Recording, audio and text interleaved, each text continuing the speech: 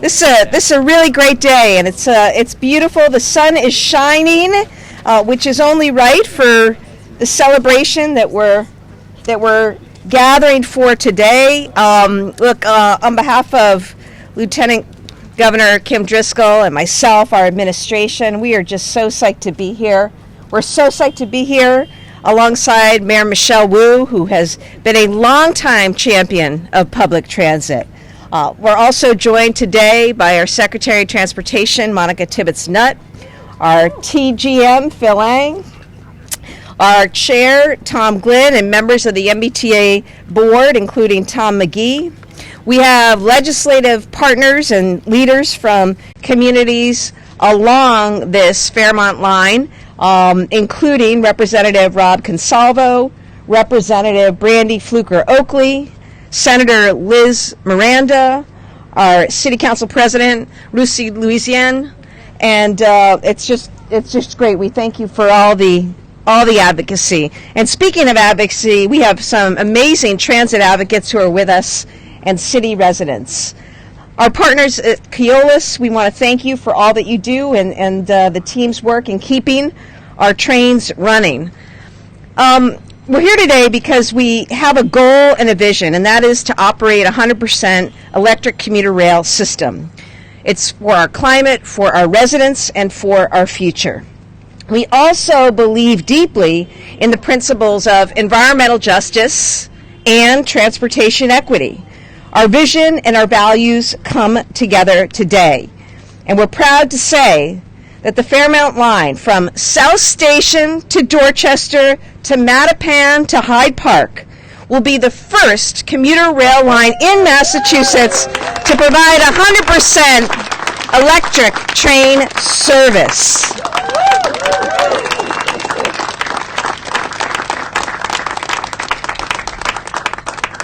That is a big deal. It's been talked about for years. Senator Georgina Fori, you could attest to that. Senator Boncory. Something that's been talked about for years, but we're doing it. We're finally doing it, and we're starting in the communities that need it and deserve it the most. This is a historic win for transit users who are going to get faster travel times, more frequent and reliable trains, and better access to jobs, to medical facilities and healthcare appointments, and the opportunities of downtown Boston. It's also a big win for communities that for far too long have borne the brunt of environmental injustices, from air pollution to noise pollution, from trains and vehicles of all kinds. And that is what environmental justice looks like in practice today. I'm really delighted to be joined by the Commonwealth's first ever Undersecretary of Environmental Justice, Maria Boleyn Power, along with our Undersecretary for EEA, Catherine Antos. That's the lens, that's how we do things. So this is a big win as well for the entire state of Massachusetts as we look to advance our climate goals and forge that path towards electrification of the entire commuter rail system. It builds on our momentum, it builds on our progress, and I'll just say our new state budget, remember, doubles our operating support for the MBTA, music to Phil's ears, including a reduced fare for low-income riders. We also recently secured big federal funding wins for things like grid upgrades that will provide the kind of power that we need to keep electrifying and decarbonizing our entire economy. And our brand new Affordable Homes Act will fund energy-efficient, transit-oriented housing across the state. So big deal, really exciting. Proud of the team in our administration that's worked hard to go after and chase federal funds that are going to help us get to where we need to go. We continue to benefit from those federal funds, and it's really paying off. And, you know, I just remind everybody, Massachusetts is a great state to live. We were recently voted #1 for innovation, #1 for education, #1 for health care. And those are just some of the examples. We were recently voted the other day #1 place to live in the entire country. And part of that is about quality of life, how we treat people, respect for their rights and freedoms, and also quality of life, which gets to the air that you breathe and the water that you drink, and also the opportunities afforded to everyone. So I just want to thank everybody for being part of Team Massachusetts, continuing to push our state forward and show what's possible. And certainly we've led when it comes to climate, and this is a big, big deal today. Thank you to all at the T at Keolis, DOT, who have worked hard to see this through operationally, and big time thanks to Mila Miles and Marilyn Foreman and Jared Johnson and all of the wonderful advocates who never, ever gave up. With that, I'm going to turn things over to our Secretary of Transportation, Monica Tibbits-Nutt.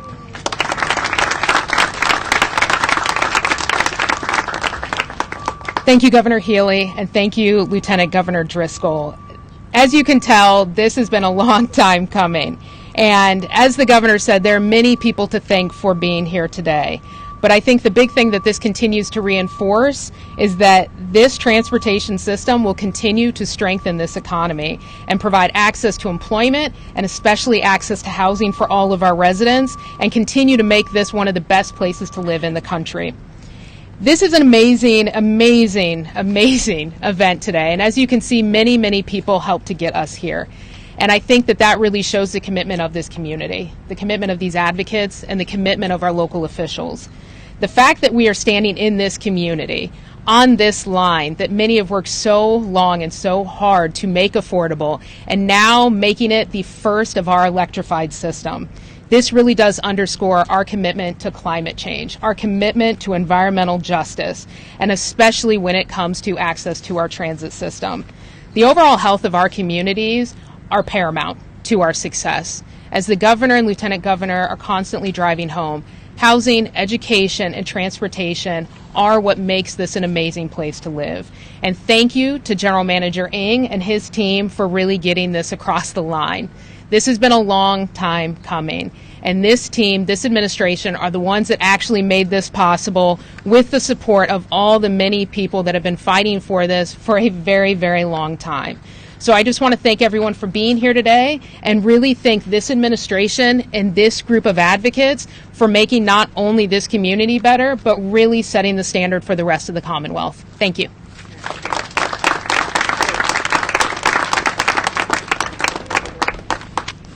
Good morning, everyone, and thank you for joining us today as we celebrate a significant milestone for the MBTA, the communities that we serve, as we take a major step forward towards protecting our environment for future generations to come.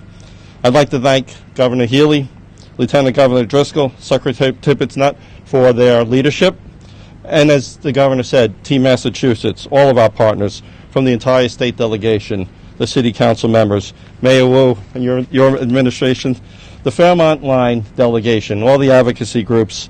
It takes a team, and that's why we're able to stand here today to be talking about this exciting feature that we're moving forward with.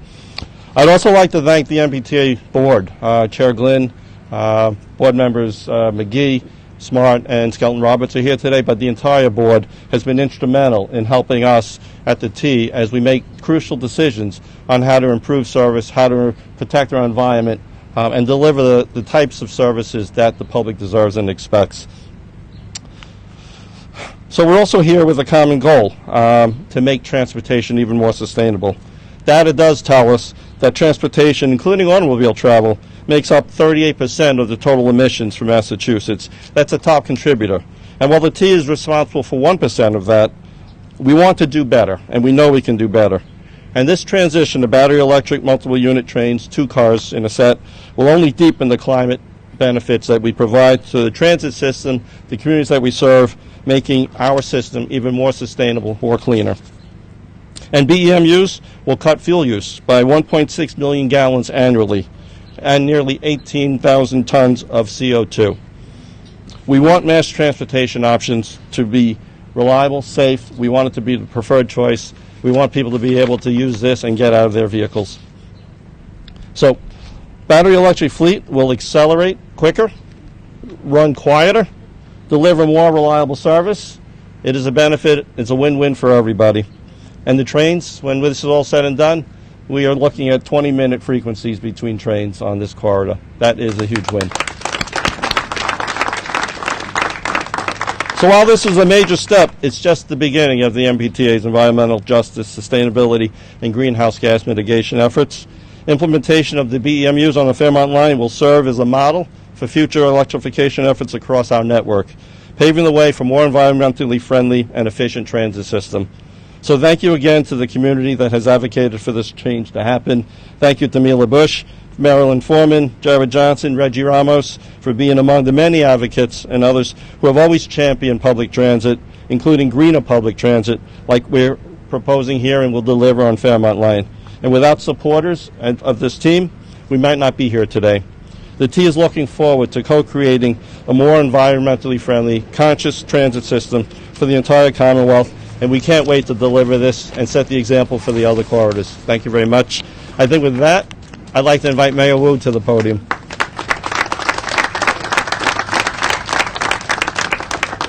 Good morning, everyone.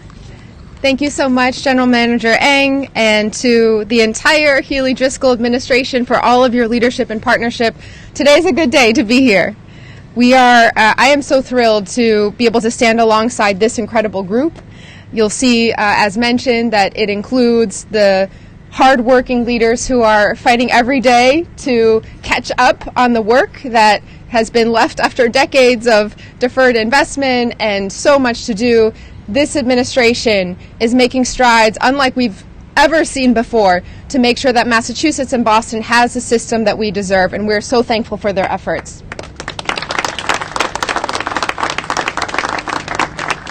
I want to thank the board as well. I think Chair Glynn and all the board members, including our Boston leader on the board, Ms. Mary Skelton-Roberts.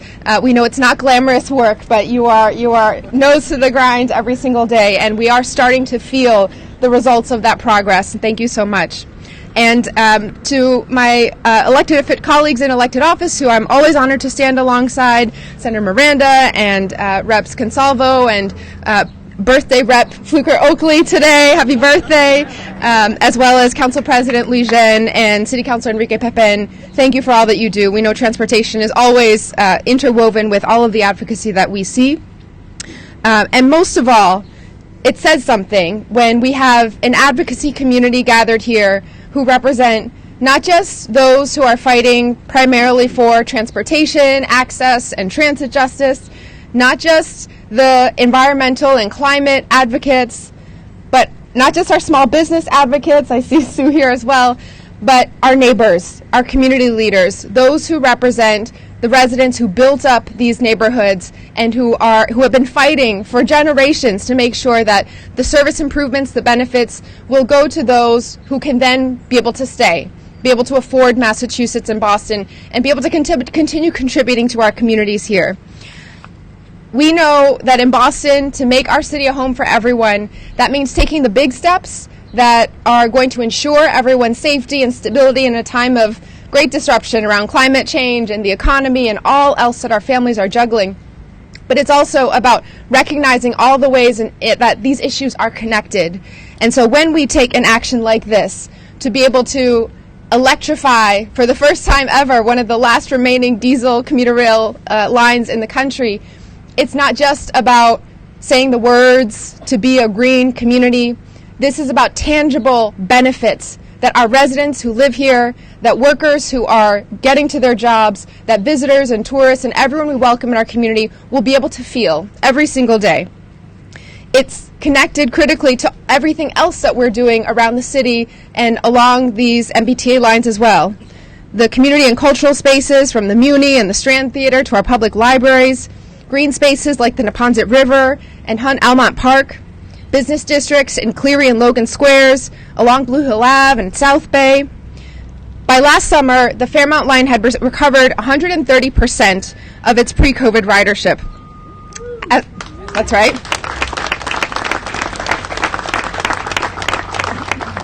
As of today, that number is up to 160%, so back way above what it was pre-COVID.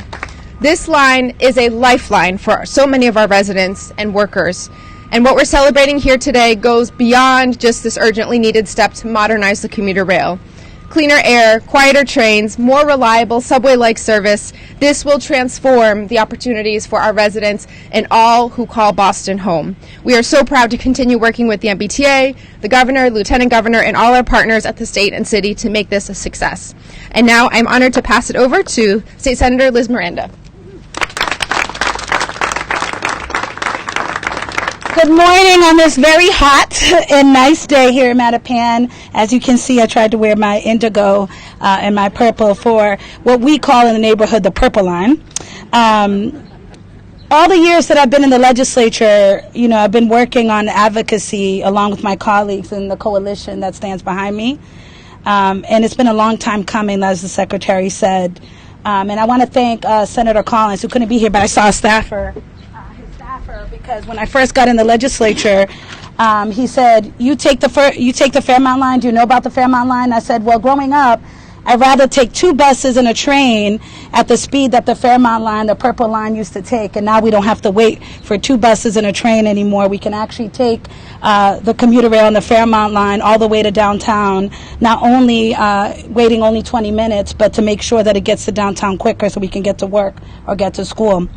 We know our community is disproportionately impacted by preventable chronic disease. This paper is not trying to leave me today, including asthma. And we know that electrification will lead to better public health outcomes while spurring the economic mobility so many have spoke about before me. Every resident in this Commonwealth deserves access to safe, reliable, healthy transit. And we know that this is not just a transit equity issue. It's an EJ issue. It is also a racial justice issue. We know who lives along the Fairmount line. And this decision actually centers the very communities that we come from, that we legislate for, and we work with, and keeps them at the forefront. I want to give a special thanks to my co-filer, Representative Brandy Fluker-Oakley. She is celebrating a birthday today, and she's here because this is a very important issue. She grinds at the State House so much. And all the folks that are standing behind me, we mentioned Mella, we mentioned Ms. Foreman, Ms. Barbara's here, and Jared. These are the people that have been communicating with us since day one about the need to not only make the Fairmount line quicker, but to make it safer by improving lighting, improving the speed that it goes to. And you guys have worked tremendously along our side. I've lived on this Fairmount line my entire life between Newmarket and Upham's Corner. And for many years, I would not take the Fairmount line. It was scary. It took too long. It was dirty. But we can see that this administration has centered not only our communities, but the Fairmount line, not only with this decision, but the decisions they've made before and the decisions that they will continue to make. I want to thank all my colleagues for being with me today, the governor, the lieutenant governor, the secretary, the board of directors for taking this vote on this pilot, which we're really excited about, and thank the board of directors of the Fairmount Indigo Coalition. I know some of you are behind us, but they've been working not only to push for better outcomes on the Fairmount line, but the entire system and the communities along the Fairmount line. So thank you. Today's a really good day, and I'm excited, and I'm going to pass it to my colleague, Representative Brandy Fluker-Oakley.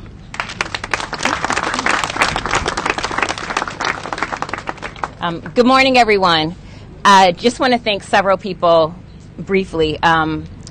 A lot of policy work is not in front of the scenes. I often say the work that we do is not a tweetable moment. And so the folks I'm going to name so graciously took my phone calls, responded to my messages, responded to my follow-ups, because it took a lot of legwork, and it takes a lot of legwork, and we all work together. So I want to thank Governor Healey for all of her support, Lieutenant Driscoll, Secretary Tibbits-Nutt. I had the privilege to testify in front of the MBTA board. Thank you for approving this measure so that we could be here today. To all of my legislative colleagues, the Keolis, for their dedication to community and their ingenuity. And most importantly, when I ran back in 2020, I said, we in community know what we need in order to thrive. In this moment, this movement, in order to have this train electrified, and quite honestly, to have this train even stop to pick us up. Because without a history, the people perish. You all have to understand that this train ran through our black community regularly and did not stop to pick us up. I need you to think about that. A diesel train running through a predominantly black and brown community, not even having the intentionality to pick us up, to let us go to work, polluting our communities, Boston Public Health Commission says that we in Mattapan have the highest asthma rate, and but for the leadership of then Rep, then Senator Linda Dracena-Fori, Senator Nick Collins, Jack Hart, and so many others, and community members who said, no, y'all need to stop and pick us up. So that's how we got the Fairmount line in the first place, and we have to acknowledge that. So I want, thank you.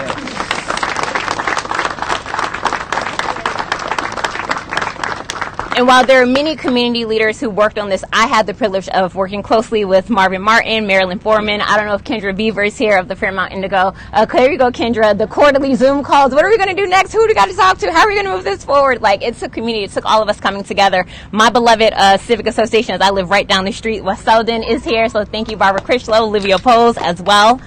And why this matters is so often as a black community, by the example I just gave, we're forgotten. We contribute to our society, and we're known to be invisible. And I want to thank this administration for ensuring that this black community is not invisible any longer by electrifying this line.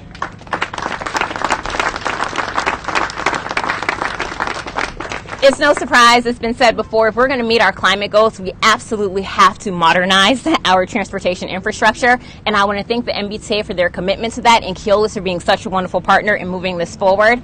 I also want to highlight, as a rider of the Fairmount line, when I have to be at the State House, I am on this train. I get it down the street, Blue Hill Ave, but I am on this train. And it represents our entire community. From our age-strong people who are trying to get to appointments, you'll see our middle schoolers and high schoolers on this train in order to get to school and to and from work. You'll also see some of our new arrivals as they try to navigate the social services that are available to them offered on this line. This line represents all of us. And y'all, I have some of Milton. Our Milton allies ride this line too. I too see them on the train headed downtown to go to work, okay? This line, there it is.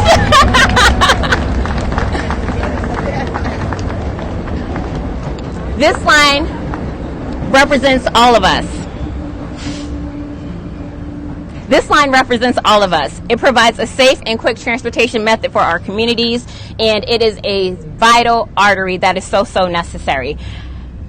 I don't have anything else to say because it's already been said, but again, thank you to this administration. Thank you to all of the community members who fought so hard for this, and this is the best birthday gift ever, so thank you.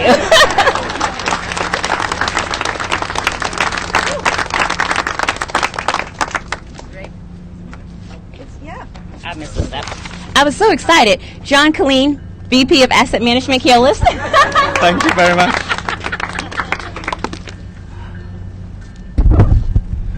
Good morning, everyone. 1 second. Thank you, Governor Healey, Lieutenant Governor Driscoll, Secretary Tibbits-Nutt, Mayor Wu, General Manager Eng, Senator Miranda, and other state and local officials for joining us here today. Just one moment.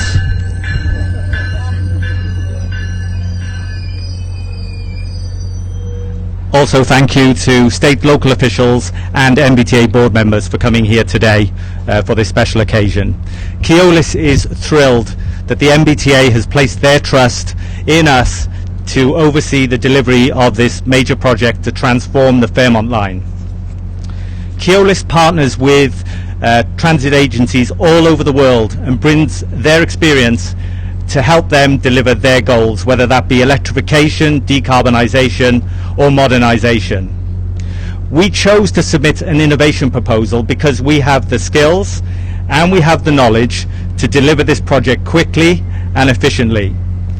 Keolis will manage this project, including the procurement of financing, the choosing of the rolling stock, and the upgrade of engineering facilities, infrastructure and maintenance facilities. We will bring our international skills and expertise to ensure that this project is a success. And we hope to have electric trains operating on the Fairmount line as early as 2028.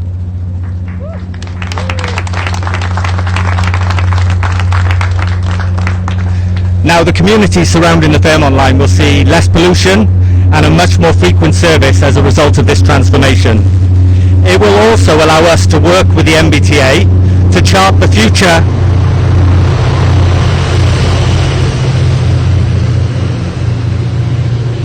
let's just say it'll be quieter in 2028. It will allow us to work with the MBTA to chart the future electrification and decarbonisation of the commuter rail system, a key goal of the Healey-Driscoll administration. I'd like to say thank you to the Fairmount Indigo Transit Coalition and all community members and local officials who worked tirelessly to make this project a reality. We are so excited to work on this project and look forward to defining a new chapter on the Fairmount line. Thank you very much. I'm handing over to Marilyn Foreman. That was it? Oh, it's you next. Apologies, Mela Miles. Thank you. Yes, I'm Mela Miles. I'm so glad to be here. This is amazing. I want to thank a few people who are here. One specific person is Marvin Martin, who I worked for, and in 2006, he's standing over there. He's not always in front of cameras. I walked into the office when I started working for Greater Four Corners Action Coalition, and he said, "You're doing the Fairmount line." I was like, "Oh, okay." So I want to thank all of our advocates, all of our residents along the line, all of them, some of whom are here today and hope to get into some photos, who fought all of these years. Back in 1987, the T was going to shut the line down because they had finished building out the Southwest Corridor. And so, but the residents rose up and said, no, we have a right to a ride. We need to be able to get where we need to go. And this thing is running right through our community. And as many of folks who came before me, polluting the air, you know, we wanted to get on the train so that we could get to where we needed to go. And not just to the hospital for asthma treatments, because there was way too much diesel pollution. While the trains were shuttled, not just the trains that you see stopping here, all of the trains going to be stored in the Reedville yard were going up and down this line and dropping exorbitant amounts of diesel particulates on our communities and making us sick. When I was a little girl, Marilyn and I grew up in Four Corners, and the only trains that we saw going by were occasional freight trains and the circus train going to bring the animals. So animals going to the Bonham and Bailey Circus were on circus trains, and we couldn't even get on the train. So an animal from a faraway place had better rights than we did. So now we had many campaigns. We had the Fair Fares for Fairmount. We had a number of different campaigns, and there's somebody who's not here today, Mike Capuano, who gave free rides a few years back while he was in office so that we could actually understand that this was for us. This was not just the purple line that was going through here, that was for somebody else. And so he gave free rides and saw the ridership go up because people started understanding what this was and that it was our train. In 2013, we cut ribbons on 3 train stations. In 2019, we cut ribbons for the ribbon for the Blue Hill Ave Cummins station. And we saw all of the culmination of these things. We lowered fares. We got weekend service. We fought for night and early morning and late night service. And the T actually, and Keolis worked with us to make that happen by activating trains that were going through here with crews on them, but weren't picking anybody up. So we got 8 more service trains to pick us up. Things like that. This is what we were fighting for and saying, hey, MBTA. And so, like the governor said, Team Massachusetts, teamwork makes the dream work. And because we all got together in the legislature passing bills and governors signing legislation into effect to fund this. This is how we were able to be here today to see the culmination of this. And in 4 years, you know, in my lifetime, I hope to see those battery electric trains. I'm like gonna cry. I'm so excited that we'll be able to see this happen. My 2 grandchildren were there when we put shovels in the ground at Four Corners to do the groundbreaking ceremony. And I had a little tiny boy next to me who actually was there. He's 21 years old now. His name is Jaden. And he said, why am I doing this, Nani? And I said, You're going to go down in history because this train station is going to be here for a really long time, and you were here on the day that we put the shovel in the ground. And so now we're here for this moment where the train line is going to be electrified, and we're so excited, and I'm really glad. And thank you to everyone. Linda was there when we cut the ribbon, Linda Dorsina Forey. And Mayor Menino, there were people who were there cutting those ribbons in 2013 who are no longer with us, but some who are. And we're just so happy that we could be here to celebrate this auspicious and momentous occasion. Thank you so much.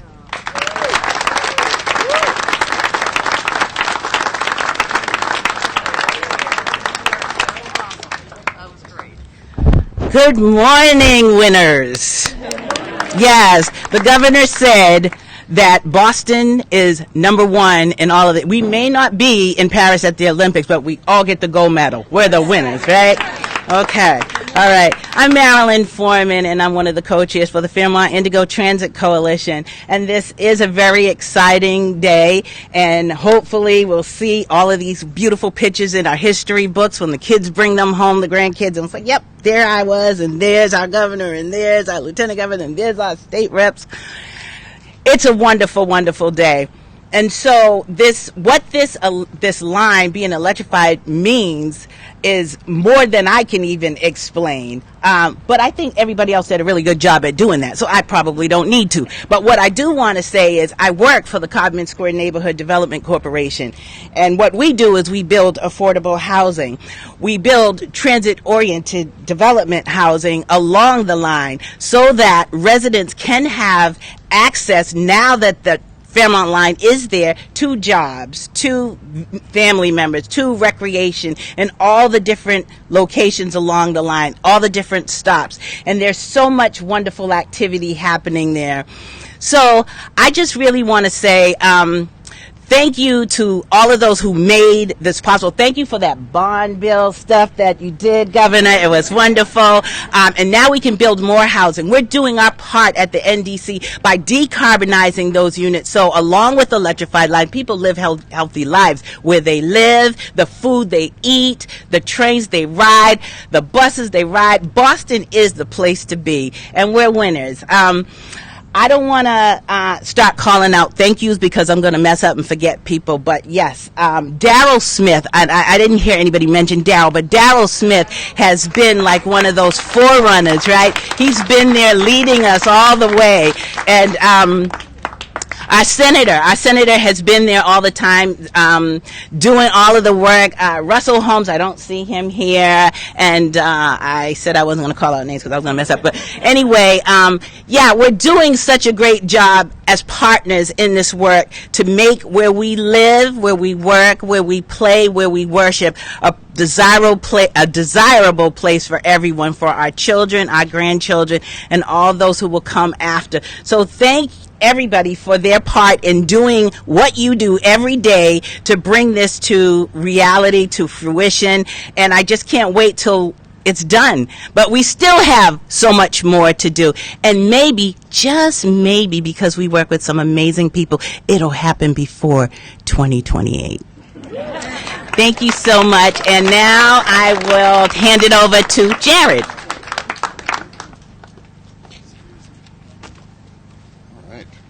Hello, everybody. I'm so excited to be here with so many amazing folks, Governor, Lieutenant Governor, Mayor, our senators, our representatives, the General Manager, the Secretary, Chair, so many folks. But I'm thrilled today that the Governor is not only fulfilling a campaign promise, but making real the promise of transit equity for neighborhoods that have long awaited it. This is more than just a transportation project. This is a transformative effort that will drive economic growth, spur more housing, enhance the entire MBTA. So today we take a significant step forward to bringing cleaner air to neighborhoods that have been burdened for too long with high rates of asthma and other respiratory illnesses. And it's not just the cleaner trains that will make a difference, but it's also the 20-minute service that will give people more transit options, taking cars off of the road and reducing pollution. And this initiative brings us closer to realizing the regional rail vision. The success of the Fairmount line proves that when you improve service and frequency, ridership follows. This line already goes far beyond the traditional 9-to-5 commute. This is a lifeline for kids heading to school at Hyde Park or going to the Kroc Center, for people going to medical appointments, or for families just going to a movie at South Bay. This line is the future of commuter rail. And I think that regional rail is likely the most transformative investment that the Commonwealth can make. It's going to shrink eastern and central Massachusetts by bringing the region closer together, by cutting travel times, and I think expanding this 20-minute service to more lines will give people more choices and will help us and will bring us in line with cities around the world that have recognized the power and the potential of fast, frequent, electrified train service. So from suburban job centers to gateway cities to growing urban neighborhoods, this bidirectional, all-day, frequent service is going to help low-income residents and drive economic growth across the region while helping us tackle congestion and housing challenges. So let me close with a heartfelt thank you to Governor Healey, the Secretary, General Manager Eng, and his staff for putting equity first by putting the Fairmount line first. And I want to give a special thank you to Keolis for their ingenuity and creativity in bringing electrified service to Boston sooner.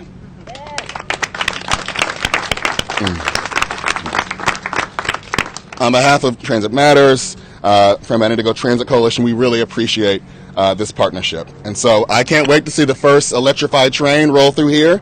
2028 will be here before we know it. Thank you.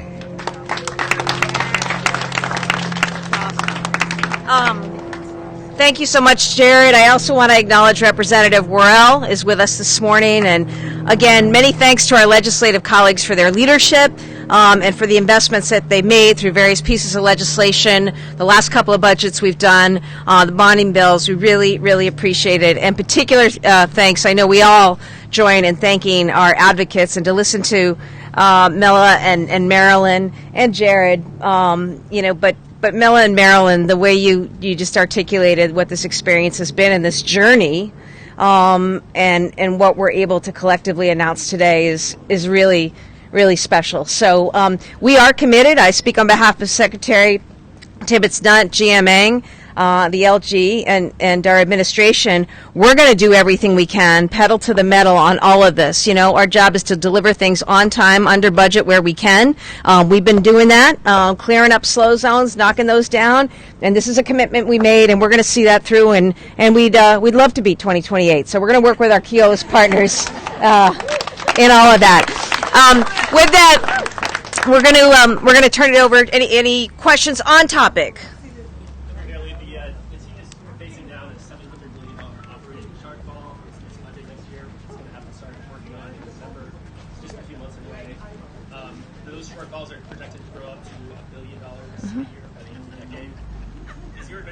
Committed to filling that shortfall, or do these folks have to start thinking about service cuts and layoffs? I mean, I think we've been a team that said from day one, we are going to be a number one state, and we are. We're getting a lot of number one ratings right now. It's a place that people want to live in if they can afford it. And that's why we focused on housing. It's why we focused on transportation. You saw recently with the surtax receipts that we're able to make even more investments in transportation. You see with the help of the legislature what we were able to do in the recent budget in terms of more support for the investments. We got after it hard starting 18 months ago, hiring 1,500 workers at the T. So, we're not going back. We're full steam ahead. We recognize the realities of the situation and the financial picture, but I am committed to working with the GM, working with the Secretary, working with the board, working with the legislature to figure out the best path forward. But public transit is key to our economic growth and development, to opportunity, and to Massachusetts' competitiveness. Governor, when does the service start, the electrification? How frequently will it be? And what will the fare be compared to what the fares were prior on the line? Well, right now, the way we're looking at the schedule, and I think John Clean mentioned it, we're looking at the delivery of the first battery electric cars to come in early 2028. We would love to beat that schedule, and we're going to monitor very closely to do that. Right now, we're running every 30-minute frequency. The intent with once we have these cars in-house and the locomotives, all the vehicles and the equipment, is to run every 20-minute frequency in both directions. That's what brings people back. Safe, reliable, frequent service. That's where we're headed towards. Regarding fares, that's a discussion that has to be taken in holistic with regards to not only this corridor but all of our system. there's so much more ahead as we start to solve problems, deliver service, and make it affordable for folks. You talked about many of the benefits for switching over to electric. Is there a benefit financially, or is it still cheaper to run on diesel? Are you anticipating an increase in cost going electric? Well, what we're looking at is, as we rebuild our system, and it's not just the commuter rail, but the rest of our infrastructure, allows us to better manage our resources, maintain our system in a state of good repair. So as we renew, the key is to stay on top of new facilities, new rolling stock, and maintain them in a manner that reduces costs, reduces the need for replacement. Overall, as we improve reliability, we do see our costs will go down. With the emergency responses, demand response, those things that are unscheduled cost more for us to do. So the goal is to continue to renew our infrastructure, renew our fleet. This will drive costs down. It will drive ridership up. I think those things go hand in hand with helping us be able to be a more sustainable public transit system for everybody.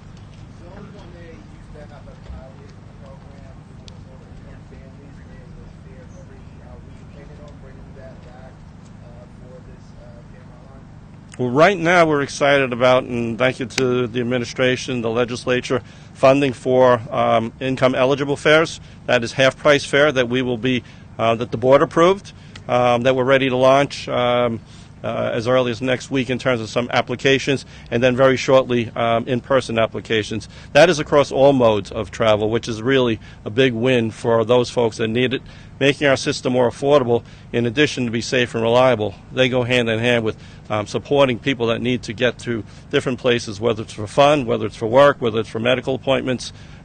We want public transit to be equitable, affordable, and frequent for everyone.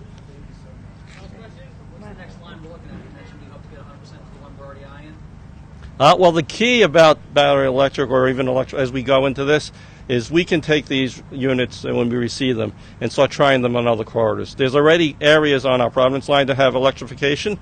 The Environmental Justice Corridor along the Newburyport-Rockport line is another area that we're already looking at. How do we improve service on that, including electrification? So this is just the beginning. This is a peek into the future, but we're bringing it within our lifetimes, and that's the key. How do we use the dollars we have available to start moving in the direction that we've talked about for too long? This is the first step of many, and we're excited to be able to share more as we look at how to implement this across other corridors. And technology is getting better, so we know that this technology works in other parts of the world. The key is, how do we make it work here for us? And that's what this first step does, and we're excited about Fairmount Line. Okay. Thanks, everybody. Great day. Congratulations to all involved. Phil, you wore your purple. I love that. There we go. And we cued the deer, the car right on time. That was nice. Wasn't that? Did you get that? Did you guys get that in your cameras? Nice. I want to see that tonight on TV. It's going. It's good. All right. Have a good day, all, and make sure you drink a lot of water. It's warm today. Take care. Thanks.